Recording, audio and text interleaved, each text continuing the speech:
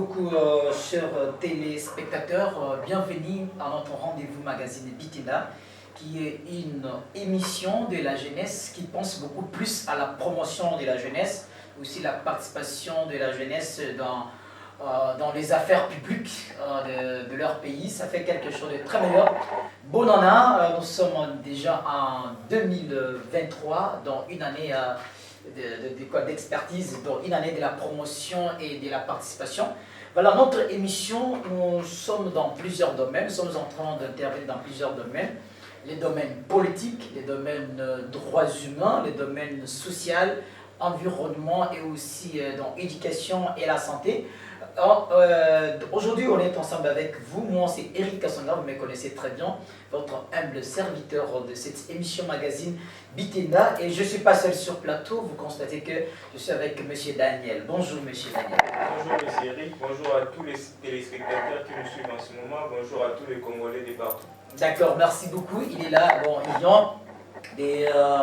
bon, d'accepter notre bonjour ce matin et ça va faire quelque chose de très bien avec vous tous qui êtes en train de nous suivre de par-ci par-là et partout en dehors de la République démocratique du Congo. On est là aujourd'hui avec notre thème intitulé la participation politique de la jeunesse congolaise et la reconstruction du pays.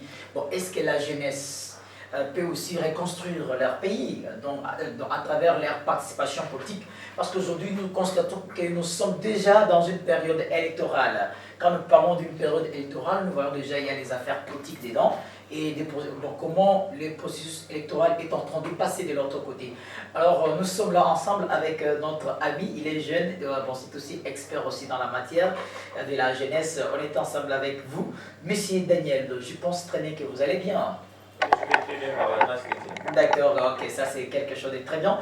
J'aimerais juste vous demander, aujourd'hui nous parlons sur la participation politique de la jeunesse congolaise. Alors, qu'entendez-vous d'abord par une participation? Bon, la participation, d'une manière générale, si je pourrais aborder directement la question, Oui. La participation de la jeunesse dans la sphère politique aujourd'hui, ça devient quelque chose de très exigeant. Dans le sens où, depuis un certain temps, nous avons constaté un élan de redressement de notre société, où on voyait que les vieux prendre les relais de notre pays, où on voyait que les vieux prendre le pouvoir de notre pays, où on voyait que les vieux qui commandaient la chose publique sans pour autant penser à la jeunesse. Alors moi, de mon point de vue, je pense qu'aujourd'hui la participation devient une exigence pour que tous les jeunes entrent en politique et qu'ils apportent justement leur savoir-faire, un nouveau vent au sein de la classe politique congolaise. Donc, à mon avis, comme je l'ai dit et je l'ai dit tantôt, la participation politique est exigeante en ce moment. D'accord. Maintenant, avec l'exigence de la participation politique aujourd'hui de la jeunesse, bon, est-ce possible que les jeunes peuvent aussi reconstruire notre pays avec leur participation politique? Absolument. Je pense que les chefs de l'État, l'actuel chef de l'État, en a rassuré à toute la jeunesse congolaise. Oui. Dans plusieurs de ses speeches, il a toujours dit, déjà par la démographie congolaise, vous voyez, parmi les 100% de la population congolaise, la RDC regorge 80% de la population jeune. Aujourd'hui, vous voyez déjà que cette jeunesse-là est le levier du développement de notre pays. Le chef de l'État a rassuré, il a dit à maintes reprises que la jeunesse aujourd'hui, c'est le levier du développement de notre pays. Donc on ne peut pas parler de la politique aujourd'hui sans parler de la jeunesse. Alors, je pense que par rapport à votre question justement, je pense que la jeunesse aujourd'hui peut changer beaucoup de choses par rapport à la reconstruction de notre pays. Parce que nul n'ignore, il y a un passeur qui dit on ne peut pas penser développer un pays sans la jeunesse. Donc dans d'autres sièges, ça se passe comme ça. Et je pense que dans une population majoritairement jeune comme la nôtre, il est difficile, voire même impossible de penser développement sans passer par la jeunesse. Au moment où nous avons un État où ça se pose problème au niveau de l'industrialisation, je pense qu'aujourd'hui, quand on va créer des industries, la main-d'œuvre qu'on va chercher, ça sera toujours les jeunes. Donc, la participation par rapport au développement de notre pays, ça doit se faire impérativement avec la jeunesse. Il est difficile de dissocier les deux vieux concept, si je peux dire comme ça. D'accord, ça c'est très bien, monsieur Daniel. Mais aujourd'hui, nous sommes en train aussi de constater beaucoup plus les jeunes qui sont manipulés par d'autres grandes personnalités comme les hommes politiques. Bon, alors qu'est-ce que vous y pensez aussi par rapport à cette manipulation politique? En tout cas, là, c'est vraiment un vice. Moi, j'en ai abordé dans plusieurs forums, dans plusieurs conférences, que la jeunesse aujourd'hui donne les béquilles aux hommes politiques. Cela revient à dire quoi? À un moment donné, nous accompagnons nous-mêmes ces hommes politiques qui ont, depuis un certain temps, trahi la République démocratique du Congo, qui ont, depuis un certain temps, trahi la jeunesse en même temps. Bon, moi, je pense que c'est vraiment quelque chose de pas bien du tout au moment où nous accompagnons nous-mêmes. Vous pouvez imaginer, j'ai vu quelque part, au moment où le Premier ministre Sylvestre Ilunga, il était Premier ministre, je n'ai rien contre lui, mais j'ai vu des banderoles. La jeunesse soutient Sylvestre Ilunga. Donc les amis, on voit des banderoles même jusqu'à preuve du contraire, les amis de Mosoko Diapong. Mais je me demande, ce sont réellement les vieux du même âge que les vieux Mosso, ou bien ce sont les jeunes. Effectivement, si vous entrez au détail, vous verrez que ce sont les jeunes qui accompagnent. Nous, on appelle ça en sciences politiques la gérontocratie. La gérontocratie, c'est une forme de système politique caractérisé par les vieux dirigent au détriment des jeunes. Donc, c'est les vieux qui dirigent la République démocratique du Congo depuis un certain temps. Bien que les jeunes de l'État actuel essaient un peu de métamorphoser les choses dans ces différentes ordonnances, aujourd'hui, on voit plus la promotion des jeunes. Mais c'est vraiment un problème qui a rongé les pays depuis un certain temps. Mais les chefs de l'État actuel, aujourd'hui, vous sentez quand même l'engouement de tous les jeunes, ils se sont engagés aujourd'hui à pouvoir changer les choses. Mais il y a encore des jeunes qui, à mon avis, ne comprennent pas qu'il faudrait tout de même changer les paradigmes. Changer les paradigmes, c'est-à-dire cesser d'être des marche-pieds des hommes politiques, cesser d'être des marche-pieds des acteurs politiques aujourd'hui qui nous prennent pour nous utiliser par les billets verts, par je ne sais pas moi quoi. On vous prend, on vous amène dans des marches, et puis on vous tue par les autorités parfois établies. Eh bien, ça va à l'encontre de ce que nous pensons faire de notre pays. Alors, j'en appelle encore une fois à la conscience de la jeunesse. Et cessons d'accompagner les hommes politiques. Cessons d'être des marche-pieds des hommes politiques. Aujourd'hui, on peut faire des grandes choses et puis changer les paradigmes dans notre pays. C'est la jeunesse qui peut changer ces pays. On en a vécu avec les présidents Mobutu. Avec tous ces vieux, ils sont partis, ils n'ont pas développé les pays. Joseph Kabila, Moussé Laurent Désiré Kabila est venu. Les mêmes personnes, les vieux, ils ont entouré Moussé Laurent Désiré Kabila. Il est tué, il est parti. Les mêmes vieux ont accompagné Joseph Kabila Kabani. Et les mêmes vieux aujourd'hui sont avec le président Félix Tshisekedi. Si on ne se met pas, on ne se remet pas en évidence, on ne se pose pas des questions par rapport à notre avenir à nous, eh bien, nous allons toujours rester dans ce cercle vicieux-là, et puis on va continuer à pleurnicher et la manne ne va pas tomber du ciel. Aujourd'hui, il faudrait nous engager effectivement dans la politique. D'accord, ça c'est très bien, monsieur Daniel Tapiamba, avec votre intervention. Vous êtes en train de m'inspirer beaucoup plus pour vous poser plusieurs questions concernant cette question qui est politique. Alors, par rapport à l'engagement des jeunes, parce que vous êtes en train de dire que nous, les jeunes, ne pouvons pas être manipulés par ces grandes personnalités-là, par beaucoup de gens-là. Maintenant, d'après vous, qu'est-ce que d'autres jeunes, surtout des jeunes désœuvrés, des jeunes qui sont dans les systèmes colonialisme, qu'est-ce qu'ils peuvent faire aussi pour leur engagement? Bon, moi je pense que là, la responsabilité revient premièrement à l'État. Mais il n'y a pas, en sciences politiques, c'est une coutume en sciences politiques. Il n'y a pas un apport au niveau du gouvernement sans révolution. Les jeunes aujourd'hui doivent, il y a toutes les voies légales que la constitution de notre pays nous a permis. Si on pense qu'à un moment donné, on se sent discriminé par rapport à une situation ou telle, eh bien, toutes les voies de recours sont là, toutes les voies légales sont là. Il faut voir les autorités, voir toutes les autorités établies par la République. Aller au gouvernement, se plaindre. Il ne faut pas aller prendre les machettes pour aller couper nos frères et sœurs. Non, il faut aller voir toutes les autorités établies afin qu'ils puissent trouver des solutions. On appelle ça en sciences politiques à un moment donné, j'aime beaucoup parler de mon domaine, on appelle ça culture paroissiale en fait. La culture paroissiale, c'est-à-dire nous restons dans un cercle où on se pose des questions si réellement il y aura un changement, la main va tomber du ciel au monde. Il y a des gens précises établies par l'État qui sont censés prendre des décisions, prendre les bonnes directives, prendre les bonnes résolutions pour sortir le pays dans le pétrin. Mais les jeunes, nous restons là, on pense que ces gens-là auront la bonne volonté à pouvoir changer les choses. Je pense que par rapport à votre question justement, on doit pousser à l'État de travailler. Seul le peuple, ne suivons pas tous ces politiciens, opposition, société civile, machin. Tous, ils travaillent pour leurs intérêts propres. Chers jeunes, mettez ça dans la tête. Tous ces politiciens que vous voyez à la télévision, ils ne travaillent que pour leurs intérêts propres. Au moment où on ne va pas prendre les choses en main, eh bien, la manne, comme j'ai toujours dit, la manne ne va pas tomber du ciel. Il faut voir toutes les autorités afin qu'ils trouvent des solutions par rapport à nos problèmes. L'hôtel de ville est là, je demande à tous les jeunes qui noient, s'il y a un problème aujourd'hui auquel on souhaite avoir des solutions par rapport au pouvoir public, eh bien, on est censé aller dans la direction des pouvoirs publics pour recevoir nos différentes solutions. D'accord, ça c'est très bien, c'est Daniel Kapiamba qui est en train vraiment de faire quelque chose de très bien, susciter beaucoup plus la jeunesse congolaise parallèle à l'engagement. Maintenant, aujourd'hui, nous avons constaté qu'il y a beaucoup, donc un grand pourcentage de jeunes qui n'ont pas étudié. Est-ce qu'ils peuvent aussi penser à participer dans les affaires politiques ou bien donc participer dans les affaires politiques de son pays, c'est un droit pour tous?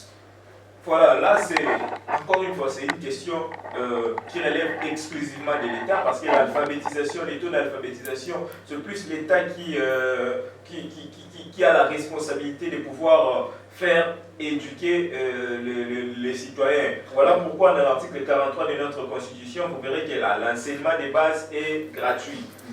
Mais moi je pense que cela ne puisse pas nous décourager.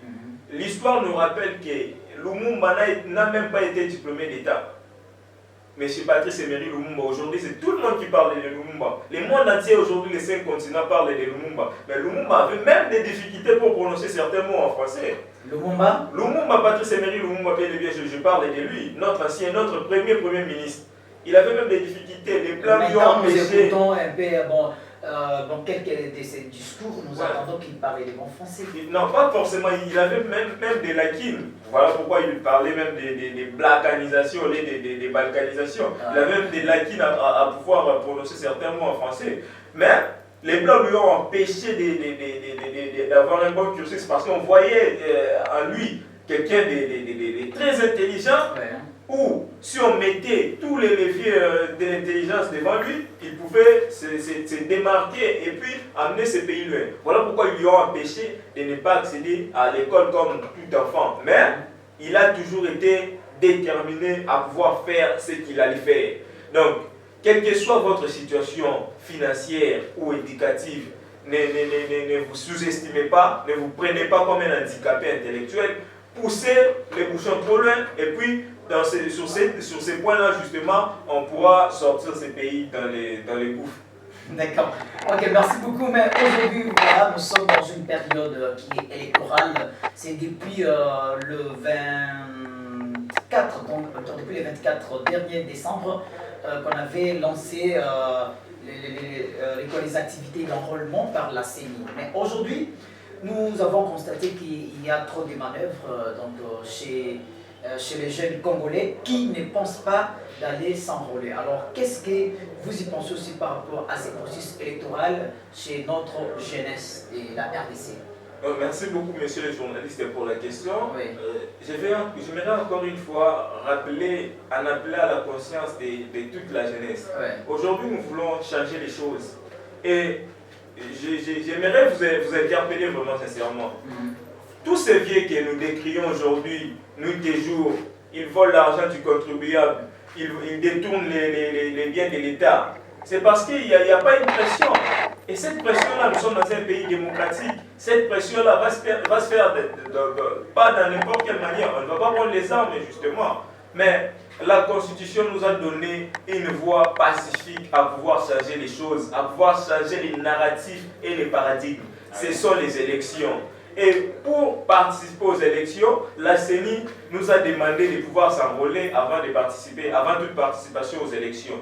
Eh bien, j'en appelle à la jeunesse de s'enrôler massivement. Parce que la seule manière pour sanctionner les gens qui détournent aujourd'hui les biens de l'État, la seule manière pour sanctionner les gens qu'on estime qu'ils ne travaillent pas bien pour l'intérêt du pays, eh bien, c'est de pouvoir s'enrôler massivement. J'en appelle, même si on n'est pas d'accord avec la CENI, allons nous enrôler. Ce n'est pas la photo qui va voter à votre place, il y a une identité. Je vois dans les réseaux sociaux comme vous d'ailleurs, nous voyons dans les réseaux sociaux que la plupart des populations estiment que la photo aujourd'hui de nos cartes d'électeurs sont dans une mauvaise condition, je ne sais pas moi, mais j'aimerais appeler, ce n'est pas la photo qui va voter à votre place, c'est l'identité que vous avez écrite sur la carte d'électeur. Moi j'ai déjà ma carte d'électeur, j'en appelle aussi à toute la jeunesse, à toute la population de surcroît à pouvoir s'enrôler massivement pour mettre fin à cette, j'ai qualifierais gérontocratie qui a pris depuis un temps notre pays, à pouvoir changer les choses. Nous devons changer effectivement les choses, nous devons mettre hors d'état de nuire tous ces vieux qui ont détourné l'argent du contribuable congolais, qui ont pillé les ressources de notre pays et afin de laisser la place à la jeunesse à prendre les choses en main. D'accord, mais monsieur Daniel, aujourd'hui, nous sommes en train, je rappelle quand même à nos téléspectateurs, nous sommes en train de parler de la participation politique de la jeunesse congolaise. Aussi à travers aussi la reconstruction. Est-ce que les jeunes peuvent aussi reconstruire? Voilà, c'est une question très majeure ici de la reconstruction de notre pays à travers la participation politique. Alors, j'aimerais encore vous demander par rapport aujourd'hui, dans la participation politique, nous sommes en train de voir la diversité des partis politiques qui sont en train de naître. Alors, est-ce que réellement, c'est normal qu'il y ait une diversité dans des multitudes des partis politiques ou bien il faut qu'il y ait un seul parti politique pour mieux aller dans des processus électoraux? Par rapport à votre question, je rappelle ici que je suis politologue. Vous êtes politologue? Je suis politologue, j'ai fait les sciences politiques et administratives comme études à l'université. D'accord. La diversité des partis politiques aujourd'hui, c'est vraiment une expression de la démocratie. Et étant dans un pays démocratique, on ne peut pas alors jamais empêcher à quelqu'un, à un individu de pouvoir créer un parti politique. C'est son droit. C'est vraiment les droits les plus légitimes. Voilà même la constitution de notre pays en consacre, je crois, à l'article 70, si ma mémoire ne me trahit pas. Hein? Par rapport à votre question, c'est une expression démocratique qu'on ne peut pas empêcher. Mais ça se pose problème au niveau du sens même de la création du parti politique. Aujourd'hui, pourquoi on crée les partis politiques? Justement pour avoir des considérations politiques afin d'être embauché ou nommé quelque part. On ne crée pas les partis politiques comme étant quelque chose qui pourrait booster aujourd'hui la jeunesse. Si aujourd'hui nous constatons, nous essayons un peu de faire une analyse par rapport à la création, à la multitude de créations de nos différents partis politiques, on va voir la plupart des partis politiques est géré. C'est un arbre généalogique qui gère les partis politiques aujourd'hui. Quand le père n'est pas là, c'est l'enfant qui prend les partis. Et puis quand l'enfant n'est pas là, c'est sa femme ou je ne sais pas moi quoi. Donc la hiérarchie du parti est plus constituée au niveau des familles que par rapport à la population. Voilà pourquoi j'en appelle encore à la vigilance, à la conscience de tous les Congolais, de tous bords surtout, qu'aujourd'hui, ce ne sont pas les mêmes personnes qui vont nous prendre encore 10 ans, 15 ans, 20 ans. Aujourd'hui, nous devons changer les choses. Quand nous entrons dans un parti politique où on voit déjà les caractères tribaux, où on voit déjà les caractères familiales placés au-dessus de la mêlée, il faut quitter la chose. Il faut vraiment quitter la chose. Les partis politiques aujourd'hui, ça vit au-delà, par sa définition, ça vit au-delà de l'existence de ses fondateurs. Mais nous voyons, quand le fondateur n'est pas là, c'est l'enfant qui veut prendre coûte que coûte les partis et puis je ne sais pas moi quoi. Donc les partis aujourd'hui, premièrement, avec mission d'éduquer, d'inculquer un devoir civique à tous les membres de ces partis, d'inculquer un devoir de citoyenneté à tous les membres de ces partis et de conquérir les pouvoirs, enfin de les garder le plus longtemps possible. Mais dans la plupart des cas, on voit que les pouvoirs, la conquête du pouvoir est parfois la mission la plus primordiale de tous ces partis-là. Donc, j'en appelle à la conscience de tous les jeunes de pouvoir quitter les partis où on voit les caractères familiales et les caractères tribaux exprimés. D'accord. Vous venez de nous parler ici, la création des partis politiques, c'est un droit aussi civique pour chaque citoyen congolais. Mais de quel parti politique vous appartenez? Bon, moi, jusque-là, je n'ai aucun parti politique. J'ai mes raisons propres parce que je ne vis j'ai donné les conseils ici à tous les jeunes de pouvoir quitter les partis qui sont parfois, qui ont des caractères tribaux et familiales. Voilà pourquoi moi, jusque-là, j'ai continué, j'ai une association que je garde l'anonymat parce qu'elle n'a pas encore une personnalité juridique. J'ai une association à moi que je dirige avec certains amis, certains camarades. Mais au niveau du parti politique, je n'ai pas encore des partis politiques parce que jusque-là, aucun parti politique en RDC ne m'a convaincu. D'accord, ok, ça c'est très bien. Merci beaucoup Daniel Kapiaba. Ça prouve que non, vous êtes un jeune engagé pour la reconstruction du pays. Ça c'est vrai déjà, c'est la raison pour laquelle vous êtes un politologue. Hein? Donc c'est politologue tel que vous venez de dire là, c'est très bien. La science politique, c'est la meilleure des choses. Voilà, un bon produit qui est là, qui est en train de nous parler beaucoup plus de ça. Mais aujourd'hui, nous sommes en train de voir le vieux de 45 ans, de plus de 45 ans, aussi la jeunesse, parce que la fois passée, lorsqu'il y avait eu une activité de l'autre côté, donc au Palais du Peuple, il y avait eu beaucoup de jeunes qui étaient là avec le chef de l'État. Il y avait eu dans la rencontre du chef de l'État aussi la jeunesse congolaise. Mais on avait constaté que non, là-bas, il n'y avait pas beaucoup de jeunes qui étaient à l'intérieur, mais c'était par rapport à certaines choses qui s'étaient passées avec William Mukamila, donc, qui est comme le président du Conseil national de la jeunesse. Mais alors, par rapport à tout ce qui s'était passé de l'autre côté, qu'est-ce que vous y pensez aussi, M. Daniel? Merci beaucoup, monsieur le journaliste. Premièrement, j'étais aussi dans la salle de congrès, je m'y trouvais aussi. J'aimerais dire, la réunion s'était bien passée. Je profite de cette occasion pour saluer la clairvoyance des chefs de notre président de la République, qui pense aujourd'hui à la promotion de la jeunesse. Depuis un certain temps, on n'a jamais vu un président qui donne plus la considération à la jeunesse comme le président Félix Tshisekedi. Donc ce n'est pas pour le faire plaisir là où il est en ce moment, mais on voit ça par des cas, notamment par ces différentes nominations, je l'ai dit ici, dans les différentes nominations aujourd'hui, vous voyez même dans notre gouvernement national, il y a une promotion de la jeunesse. On ne voyait pas aujourd'hui les ministres de moins de 30 ans, mais actuellement on voit les ministres qui ont, voire même 30 ans, notamment la ministre Aminata Namassi qui a moins de 30 aujourd'hui. Donc c'est vraiment quelque chose à saluer. J'étais dans la salle. L'organisation, ce n'est pas pour jeter des fleurs à M. William. L'organisation était très bien préparée. Il a bien préparé cette réunion-là avec les chefs de l'État. Les gens qui étaient plus... Mais bon, alors je ne vous coupe pas, mais vous dites que donc la réunion était bien préparée, mais on avait constaté qu'il y avait des sortes d'invitations, les autres qui... donc on ne permettait pas que d'autres personnes puissent entrer parce qu'il y avait aussi une autre catégorie d'invitations. Justement, il y avait un tout petit problème de communication.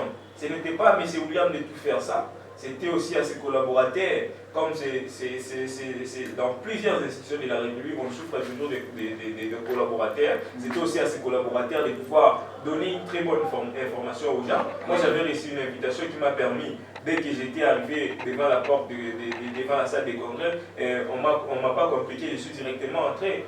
Donc, il y avait aussi une sorte d'invitation où on plaçait les gens dans les parkings. Mais, à ma grande surprise, j'ai vu tous ces gens-là faire des vidéos dans les réseaux sociaux comme toute autre personne, à pouvoir s'indigner du comportement de M. William. Donc, ce n'était pas M. William, c'était à ses collaborateurs de pouvoir communiquer. Quand on vous donne ce genre d'invitation, cette sorte d'invitation, vous n'allez pas entrer dans la salle des congrès, vous allez rester dehors, soit au parking, parce qu'on avait bel et bien mentionné dans ces différentes invitations. Par des lettres, on avait mentionné que cette personne restera dans les parkings. Mais, nos invitations que nous avions reçues, c'était justement pour entrer dans la salle. Donc, personnellement, je ne jette pas en pâture toute cette organisation. C'était vraiment une très bonne organisation à mon avis. D'accord. Ok, ça c'est très bien. Mais par rapport à la participation des vieux, parce qu'aujourd'hui nous avons constaté qu'il y a le vieux qui casse les jeunes, donc qui parle la jeunesse pour aussi s'intégrer beaucoup plus dans la politique. Voilà, c'est vraiment un fait qu'on voit aussi dans les différents partis politiques justement, où on voit il n'y a pas plus la promotion de la jeunesse. Je n'ai rien contre M. Lambert Mende. Vous voyez son parti aujourd'hui, CCI, je ne fais pas sa publicité, mais M. Lambert Mende, il a presque tout eu dans ces pays. Mais il a un monsieur là très intelligent que tout le monde apprécie, Thierry Monsenet, pour je le salue en passant. C'est un grand frère qui est éminemment intelligent, mais dans les différentes ordonnances, on voit toujours M. Lamère même être reconduit au moment où il y a des jeunes qui sont aussi intelligents que le peuple congolais estime qu'ils pourront donner quelque chose. Mais ils n'ont pas l'occasion d'avoir des responsabilités. Pourquoi? Parce que les vieux veulent toujours se satisfaire encore davantage. Les cas, je prends du monsieur Lamère Mende. Donc, il y a plusieurs cas, où on ne laisse pas la place effectivement à la jeunesse. Voilà pourquoi il faudrait vraiment s'imposer. Parce que les vieux là ne vont pas nous laisser tranquilles, ne vont pas nous faciliter la tâche. Ils vont toujours nous combattre, ils vont toujours être gourmands par rapport à leurs différentes fonctions. Alors, nous, qu'est-ce que nous allons faire? Nous devons nous imposer. Nous devons quitter là où ça ne donne pas. Nous devons nous imposer afin de pouvoir changer les paradigmes. Ok, ça c'est meilleure des choses avec Daniel Kapiamba qui est en train de nous parler aujourd'hui de la participation politique de la jeunesse, aussi à travers la reconstruction de notre pays ici. Mais nous sommes toujours dans la reconstruction du pays. Est-ce qu'avec de l'entrepreneuriat, on peut arriver à un bon développement? Absolument, absolument. L'entrepreneuriat aujourd'hui, à travers le monde, notamment à la Chine.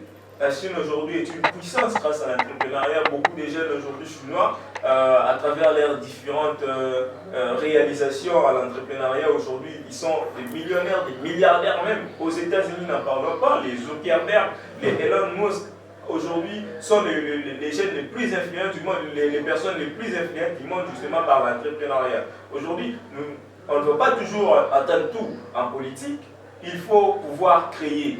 Alors la création aujourd'hui, c'est un développement déjà personnel avant de devenir un développement national. Donc dès que vous pensez à une création d'une entreprise, d'un business ou de quelque chose, quoi que ce soit, vous développez personnellement et vous développez la société. Si tous les jeunes, 10 jeunes, 5 jeunes ou 20 jeunes, voire même 100, au-delà de 100 jeunes, penser à créer leurs propres entreprises, aujourd'hui, ils vont d'abord s'autosuffisir et puis pouvoir aider la société à pouvoir se développer. Donc l'entrepreneuriat aujourd'hui, c'est parmi les choses importantes que les jeunes doivent vraiment prendre en considération pour pouvoir changer les choses et puis reconstruire notre pays, comme vous l'avez dit. D'accord, ça c'est la meilleure des choses avec Daniel Kapiamba. Il est en train de m'inspirer beaucoup plus dans ce domaine qui est la participation politique de la jeunesse. Mais il y a aujourd'hui, je ne sais pas s'il y a l'apport entre l'entrepreneuriat et la politique. Parce que quand nous parlons de la reconstruction à travers la participation politique de la jeunesse, nous sommes en train de voir que non, lorsqu'on parle de la reconstruction, nous faisons déjà allusion dans toutes ces choses-là. Alors, c'est pourquoi je me reste vous demander, M. Daniel, est-ce qu'il y a-t-il l'apport entre la politique et l'entrepreneuriat? Voilà pourquoi j'ai dit l'entrepreneuriat. Surtout plus chez les jeunes. Ouais, l'entrepreneuriat aujourd'hui, c'est une organisation personnelle. Déjà, ça commence au niveau de la personne elle-même qui commence à créer la chose. Et puis, c'est la politique. J'aimerais aussi vous dire, il y a Karl Marx qui dit l'infrastructure détermine la superstructure. Donc, on peut créer, mais à un moment donné, il faut un apport de l'État. L'État a toujours une part de responsabilité par rapport à tout ce que nous faisons. Voilà pourquoi il y a un auteur qui dit, si vous ne vous occupez pas de la politique s'occupera de vous. D'une certaine manière, on est toujours associé à la politique. Donc on peut créer, mais il faudrait aussi un apport de la politique. Parce que si aujourd'hui je me mettais à créer les téléphones, à un moment donné, c'est le ministère de l'économie qui cherchera à fixer les prix par rapport aux impôts, par rapport aux différentes appréciations des taxes et autres. Donc, on ne peut pas dissocier l'entrepreneuriat et la politique. Voilà pourquoi il faudrait tout de même créer, commencer par créer, et on aura l'assentiment de l'accord, justement, l'assentiment de l'État, afin de pouvoir amener les pays vers la hauteur. D'accord, merci beaucoup Daniel Kapiamba. Nous sommes pratiquement presque à la fin de notre de notre émission magazine Bitinda, qui est une émission qui intervient dans plusieurs domaines. Nous venons d'énumérer ici la politique, la santé, l'environnement, la culture, la société et aussi les droits humains. Nous sommes aussi dans les droits et entrepreneuriat. Voilà, il est là, Daniel Kapiamba, qui est notre expert dans la matière, voilà, parce que lorsqu'il était en train d'extérioriser quand même de l'expertise qu'il est en train d'emmagasiner dans ses caboches, bon, c'est quelque chose de très superbe qui était en train de sortir vraiment de sa tête. Voilà, ce sont des gens qui se sont beaucoup engagés plus pour la reconstruction de notre pays. On peut beaucoup plus les soutenir par rapport à ceci. On est ensemble avec vous, nos chers téléspectateurs qui êtes en train de nous suivre de par-ci, par-là. Si vous voulez nous écrire et nous contacter, nous avons notre numéro qui est affiché là, au niveau de votre poste téléviseur, pour nous écrire sur WhatsApp, même appel normal. Ce sera quelque chose de très bien. S'il y a des questions à poser à notre invité du jour, qui est spécial, vous allez toujours nous poser des questions. Ça sera quelque chose, il y aura les jours qui vont rentrer pour beaucoup nous parler et répondre à vos questions que vous allez lui poser. Ça sera quelque chose de très bien. Monsieur Daniel Kapiamba, quel est votre dernier mot pour conclure? Mon dernier mot aujourd'hui, j'en appelle à toute la jeunesse de pouvoir s'enrôler. Premièrement, comme vous l'avez dit, il y a un découragement par rapport à l'enrôlement, il n'y a pas vraiment un engouement. Aujourd'hui, il faudrait s'enrôler. Pour pouvoir s'enrôler aujourd'hui, pour changer les choses, tous les Congolais aujourd'hui, si vous passez un micro-baladeur, vous allez sentir, vous allez requérir que tous les Congolais estiment que tous ces biens qui sont passés aujourd'hui ont volé l'argent de la République, ont détourné les deniers publics. Mais pour mettre fin à cela, il faudrait un élan démocratique. Et cet élan démocratique que la Constitution nous a octroyé, c'est de pouvoir passer aux élections. Et les élections, avant de passer aux élections, il faudrait d'abord s'enrôler. Donc, je vous appelle à s'enrôler massivement. Moi-même, personnellement, je serai candidat député provincial en 2023 dans la commune de Ngaliema. Voilà pourquoi j'en appelle aussi à la mobilisation générale de tous les jeunes de ma commune à pouvoir s'enrôler pour pouvoir changer les choses. Tous les députés qui sont passés, de ma commune surtout, on n'a pas vu les innovations. Mais dès lors que moi je serai là, ce n'est pas pour faire ma publicité, dès lors que je serai là, vous sentirez une exploitation de la jeunesse, pas dans un mauvais sens, mais dans le sens de pouvoir booster la jeunesse à se développer personnellement et à développer les pays, et surtout ma commune.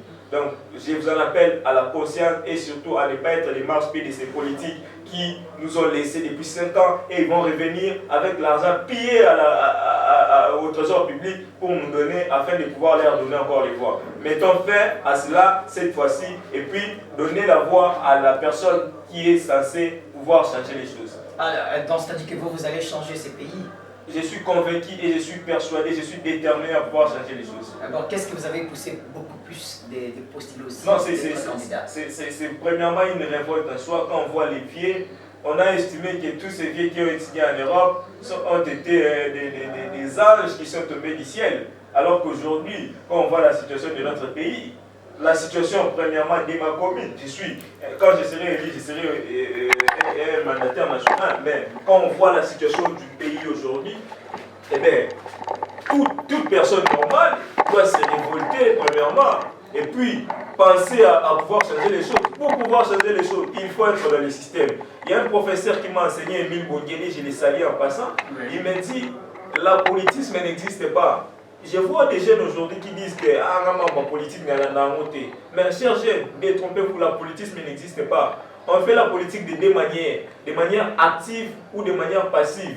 De manière active, c'est-à-dire comme moi je me suis engagé aujourd'hui à pouvoir faire la politique, à pouvoir postuler en 2023. Cette année, c'est d'ailleurs une année électorale. C'est ça la politique active.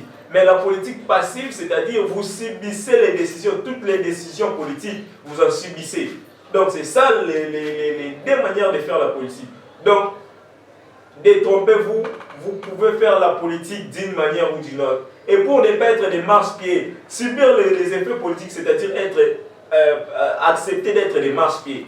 Donc, pour ne pas être des marche-pieds, il faut pouvoir quitter cette zone-là de culture paroissiale afin de changer les choses. Pour changer les choses, pensez à ceux qui réfléchissent Congo, pensez à ceux qui ne vont pas voler dès lors qu'ils se trouveront devant la chose publique. Donc, je suis candidat en 2023, j'étais votre dévolu sur ma personne, vous ne serez jamais déçu. Alors pour ce faire, je vous invite à pouvoir s'enrôler massivement en 2023 dans la circonscription électorale de Lukunga, précisément dans la commune d'Engalima. Ok, d'accord, ça c'est très bien, mais nous ne sommes pas encore arrivés dans la période de la campagne électorale, mais c'est juste son engagement qu'il est en train de préciser comment je vais aussi m'engager, c'est-à-dire il a aussi la capacité de s'engager pour reconstruire son pays à travers sa participation politique. C'est pas qu'il est en train de battre sa campagne électorale. Ok, ça c'est très bien. Monsieur Daniel, nous sommes là toujours avec vous. Dans les quelques minutes qui sont restées, bon, je ne sais pas quels sont des conseils que vous donnez encore, parce que là c'était par rapport au processus électoral, je suis à sensibiliser nos téléspectateurs qui sont en train de suivre par rapport à leur participation, d'aller s'enrôler aussi, faire ceci, mais par rapport à ces jeunes qui sont dans les systèmes, de ne pas s'impliquer beaucoup plus dans la reconstruction du pays, surtout plus dans les domaines entrepreneuriaux. Qu'est-ce que vous pouvez leur donner comme conseil et message clair? Voilà, merci beaucoup messieurs les journalistes encore une fois. Si je pourrais donner un conseil, ce ne sera pas seulement les conseils des jeunes, mais ce sera un conseil à tous les peuples congolais. Oui. Aujourd'hui, notre pays, nous souffrons d'un manque profond et criant de développement. Je ne dirais pas leadership, parce que les leaders peuvent se succéder, mais dès lors qu'il n'y a pas un engagement du peuple, dès lors qu'il n'y a pas un accompagnement du peuple, en politique on appelle ça la légitimité, c'est-à-dire une acceptation populaire par rapport aux autorités établies justement, il n'y aura pas un développement qu'on a toujours souhaité. Alors pour ce faire, chers jeunes, chers peuples congolais, il faut pouvoir changer les choses en mettant des hommes qu'il faut à la place qu'il faut. Il y aura les processus, nous sommes dans les processus électoraux, les jeunes viendront, il y aura des bons parleurs, ils viendront avec des discours, mais essayez un peu de voir dans leur miroir, essayez un peu de voir qu'est-ce qu'ils ont fait pour les pays, au niveau du présidentiel, au niveau de la législative nationale ou provinciale. Essayez de voir de tous ces hommes-là, qu'est-ce qu'ils ont foutu pour les pays. J'aimerais aussi passer un point par rapport à la loi aujourd'hui qui fait rail, surtout dans les réseaux sociaux, mais également dans tous les médias. Oui. La loi par rapport à la congolité. Sans parti pris, moi je pense qu'aujourd'hui, il est important, il est voire même impératif de pouvoir bloquer tous les leviers, toutes les lois de la République. La loi des pères et des mères de M. Noël Tchani est vraiment une loi importante par rapport à la situation de notre pays. Donc on ne peut pas, quelqu'un parce qu'il a donné les miettes aux gens pour qu'ils passent dans la télé, faire sa publicité, et vous faites de ce messieurs-là un président de la République. Je ne pense pas que ça soit une bonne idée. J'en appelle à la conscience de tous les peuples congolais. La souveraineté de notre pays ne sera jamais aliénée par les biais verts. Donc soyez conscients. Faites un choix judiciaire pour le développement de notre pays. Donc c'est un peu ça mon petit dernier mot.